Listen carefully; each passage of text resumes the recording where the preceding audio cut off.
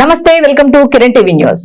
లకే బాబురావు ఇప్పుడు వార్తల్లో నిలిచిన వ్యక్తి. ఎందుకు అంత స్పెషల్ గా 5757 మంది నియామక పత్రాలు అందుకున్నారు కదా కానిస్టేబుల్ కింద, ఇతనే ఎందుకు స్పెషల్ అనే దాని మీద ఈ వీడియో అయితే నేను చేయబోతున్నాను. తప్పకుండా లైక్ చేయండి, షేర్ చేయండి, కామెంట్ అయితే చేయండి. ఎందుకంటే ఎవరికి దొరకని అదృష్టం అయితే అతనికి దొరికింది. మీరందరూ అనుకోవచ్చు కానిస్టేబుల్ ఉద్యోగం వచ్చింది కదా అదేమో అదృష్టం అంటే, అది అదృష్టమే. తన కష్టం మీద ఆధారపడింది, అంత కష్టపడ్డాడు కాబట్టి ఒక ఇష్టమైన వ్యక్తి, ముఖ్యంగా మనందరికి ఇష్టమైన వ్యక్తి, మన అన్నయ్య కావచ్చు, లేకపోతే ప్రజాపాలనలో 10 మందికి ఆదర్శం అవుతున్న ఆదర్శవంతుడు కావచ్చు, ఇలా వాట్ నాట్ ఎవ్రీథింగ్ అయినా డిప్యూటీ సీఎం పవన్ కళ్యాణ్ గారు అతనికి డైరెక్ట్ గా వెళ్ళి భుజం తట్టి భుజం మీద చెయ్యి వేసి అబ్బబ్బబ్బా నిజంగా అబ్బాయి ఎంత అదృష్టం చేసుకున్నాడో అని కింద ఉన్న వాళ్ళందరూ అనుకుంటున్నారు.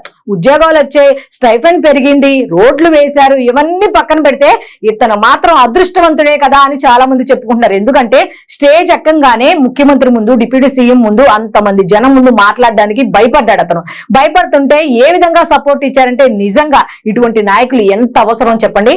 ఎక్కడో మాట్లాడుతున్నారులే, దగ్గరికి వెళ్తే మిగతా వాళ్ళు వచ్చేస్తారో అన్న ఆలోచన కూడా లేకుండా ఎంత ధైర్యంగా ముందుకు వెళ్లి సపోర్ట్ ఇచ్చారు అనేది మనం ఇప్పుడు చూద్దాం. నిజంగా లకే బాబురావు అన్ని రకాల అదృష్టవంతుడు. ఇంకోటి మహా అదృష్టం చేసుకుంటే గానీ ఈ అవకాశం రాదేమో అని చెప్పొచ్చు. అదేంటో చూద్దాం. దేవరపల్లి గ్రామ పంచాయతీ చెందిన మారుమూల ట్రైబల్ విలేజ్. నేను ఈ స్టేజ్ మీద ఎక్కి మాట్లాడుతున్నానంటే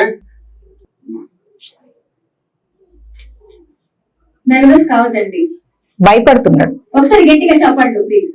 స్టేజ్ మీద ఉన్నటువంటి సీఎం గారు, అలాగే డిప్యూటీ సీఎం గారు, అలాగే హోంశాఖ మంత్రి వర్యులు దయవలన.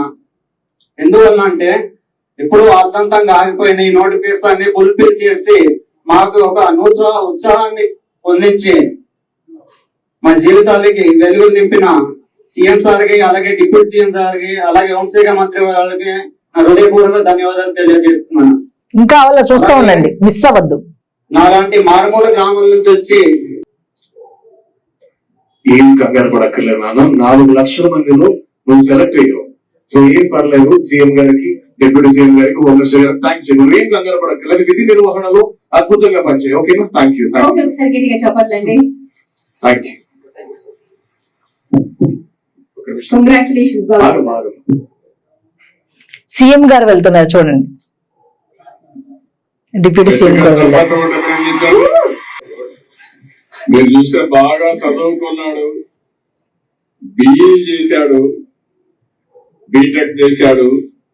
చేసిన తర్వాత అవుట్ సోర్సింగ్ పని కూడా మీరు చూశారు. ఇంతటితో అవలా ఇంకా ఉంది. అదేనా కాఫీనే కదా? కాఫీ గింజలన్నీ కూడా ఎక్కడెక్కడ పనిచేసే పరిస్థితికి వచ్చాడు. పట్టుదల వదిలిపెట్టలేదు, ఉడుం పట్టుబట్టాడు. ఈ రోజు నచ్చిన ఉద్యోగం పోలీస్ కానిస్టేబుల్ ఉద్యోగం వచ్చింది. ఇది ప్రారంభం మాత్రం, ఇక్కడి నుంచి శుభారంభమే. వదిలిపెట్టద్దు. నెక్స్ట్ ఏ ఎగ్జామ్ వచ్చినా నువ్వు రాయాలి, రాసి మళ్ళీ నువ్వు పోలీసు ఉద్యోగం కానీ ఏ ఉద్యోగం అయినా ఉన్నత స్థాయికి రావాలి. వస్తావా? నమ్మకమేనా? డెఫినెట్ గా చెప్పు అందరికి. నాకు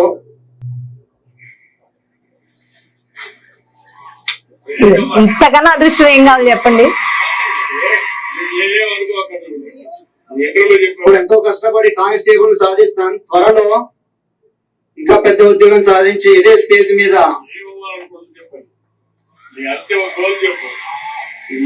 నాకు ఫ్యూచర్ లో ఎస్ఐ అవ్వాలని ఉంది. డిఎస్పీ కావచ్చు. అవును సార్, అదన్నీ తప్పక సాధిస్తానని నమ్మకం ఉంది. చూసారు కదా, డిప్యూటీ సీఎం గారు వెళ్ళి భుజం మీద చెయ్యేసి భుజం తట్టి ఈ అదృష్టం ఎవరికి దొరుకుతుంది చెప్పండి. జస్ట్ ఆయన చూస్తే చాలు అనుకునేవాళ్ళు, ఆయన వైపు మన వైపు కన్ను తిప్పితే చాలు, జస్ట్ ఆయన మన వైపు ముందు నడుచుకుంటూ వెళ్తే చాలు అనుకునేవాళ్ళు. అలాంటిది ఏకంగా దగ్గరకు వచ్చి భుజం తట్టి ఒక రకంగా లాకే బాబురావు నిజంగా అదృష్టవంతుడనే చెప్పచ్చు. ఇప్పుడు మిగతా వాళ్ళు చూసే వాళ్ళకి కొంచెం ఇది వెటకారంగా ఉంటది, కానీ ఇది మాత్రం చాలా అద్భుతమైన అవకాశం లకే బాబురావుకి. నిజంగా అతన్ని మీరు పర్సనల్ గా ఇంటర్వ్యూ తీసుకున్నా అతను ఇదే చెప్తాడు ఖచ్చితంగా. సో మనమందరం అయితే ఆ ఫీలింగ్ అయితే మనం మిస్ అయ్యాం. కాకపోతే ఎవరికో ఒకరికి దక్కింది, ఆ విధంగా ప్రోత్సహిస్తున్నారు కాబట్టి మనందరం కూడా సంతోషించాల్సిన విషయం ఏని చెప్పుకోవచ్చు.